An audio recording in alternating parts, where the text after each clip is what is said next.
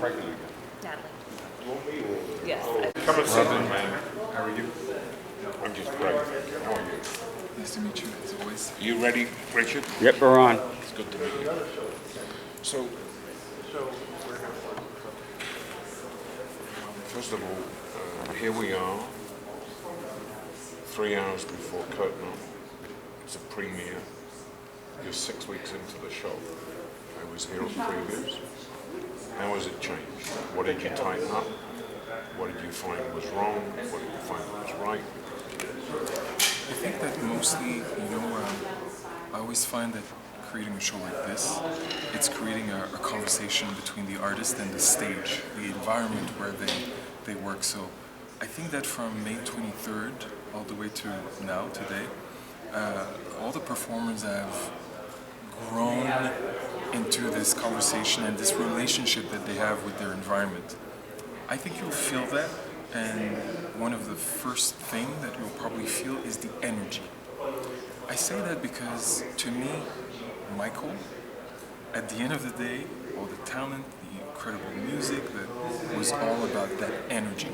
And that's what we really wanted to, that's how we designed this show, so that we could really feel the energy of those performers on stage who frankly are all, invested, in one way or another by Michael. The show was pretty much ready to go as a premiere on the first night of previews, in my humble opinion. Did you tighten up anything? Did you extend anything? Did you shuffle anything? What we did is more like refining, polishing, for two reasons. The main objective that we had, I think we're a pretty ambitious team. We love to set big goals for us, and one of them was that actually, we want to be as ready as we can on May 23rd, not a month later before the premiere. So I kept on saying, to the rest of the team, let's really aim for May 23rd, even though we were in a context where we had half the time that we usually have to create a show. Many things could have gone wrong, but I think it's a combination of luck, an amazing team, both on the technical and creative side. And I guess I don't want to sound too esoteric, but a little bit of Michael's intervention that made it all happen. Well, he is there in the hologram, which is the most remarkable piece of technology that I've ever seen. But his spirit is also here from start to finish. Everybody feel that? I don't want to, talk for the audience, but certainly that was the goal. It's always been the goal. And when you refer to the scene, to the scene in the show, which we really like to keep a little bit of mystery about it as well. But certainly we've been very inspired by this idea that Michael, in some way, he's in all of us. Because we all have an experience of him. Oh, the first time I saw Thriller, the first time I did this dance. We all have some reference. And in some ways, then he has really invested, all of our hearts in one way or another. So I think it was really interesting in that scene to explore this idea of, being, this incarnation of Michael. Come back to life. Yeah. We talk about... And Robin, maybe if I may just add, to your question about what changed. Of course, we did some polishing on the video side. There are some elements of choreography that we continue to tweak.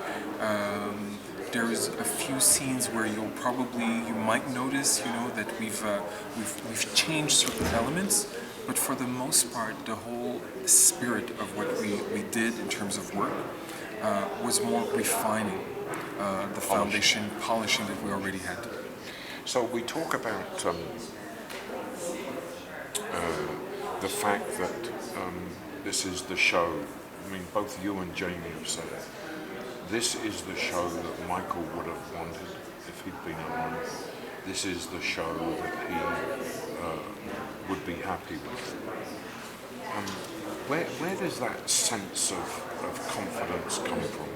I would bring a big nuance to this, because for us, what we've always said is more that throughout this process, we always try to imagine the best we could what would happen if Michael would show up as we are discussing a scene, choreographing a number, and our guiding principle was always, if we feel that Michael would be inspired by that, honored by that, then we felt that was the good direction.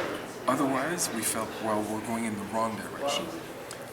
So for us, it's more hoping that he would love it, hoping that he would be at least honored to see it, and perhaps being inspired by it.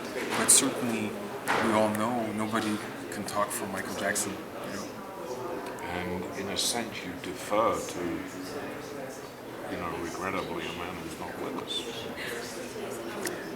You know, I think that when you listen to his music, as with many great artists, they leave a legacy. And I could think of this beautiful book that I read years ago from an author that I really love, Milan Kundera, who talks about the immortality, not in an esoteric way, but just in the fact that you think of someone like Plato, and in some ways he's immortal, and in some ways Michael, through his music, and when you listen really to the words in that music, the message is powerful, the message is relevant to this day, and it still resonates. And I see it's so beautiful every night to see people from all ages, reacting, resonating, grooving to that dance, that music.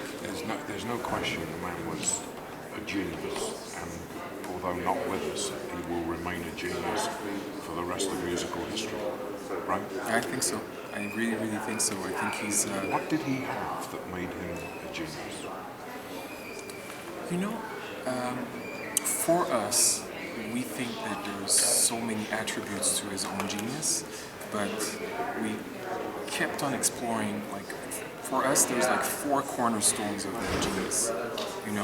He was a man of an extraordinary grace. He was on stage and he moved in a way that was electrifying. He was a man who had an incredible courage as well. If you think of some of the songs that he put together and the message that was in those songs, and powerful message about love, but also about the injustice in the world and how we should fight that injustice. He was as well, everybody knows, who's worked with him, kept on referring to his incredible sense of playfulness. He was a really, really playful person.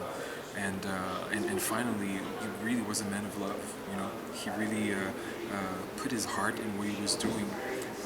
And I think that all those elements for us, really represented it was really summarizing what his genius was about, and what really resonated with people over the years. Thank you, good sir. Thank Good you luck very much. tonight. Definitely. Thank Good you luck. so much. Congratulations also. Thank you.